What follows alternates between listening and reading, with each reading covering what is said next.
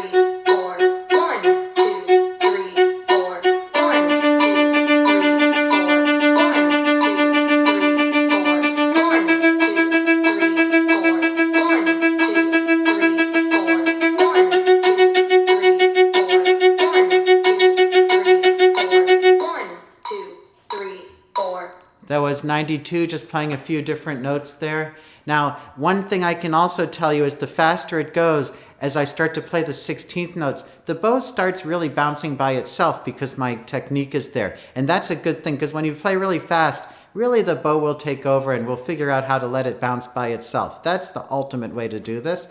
That's awesome. But now we're going to go to 108, which is quite a bit faster. 108.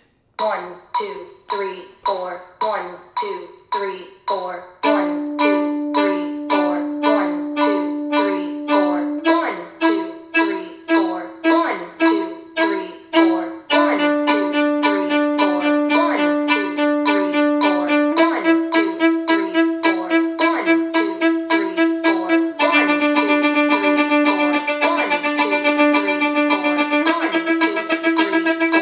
1, 2, 3, 4. Like so. 4. 1, 2. Well, that's how I do the spiccato. I love doing it. It helps me with so many different pieces. It's a great thing to practice. It's a great way to warm up. It's a great way to improve your bow control. There's so many things you can get out of it. Please leave your comments below and let me know how this helped you. And until the next time I see you, happy practicing.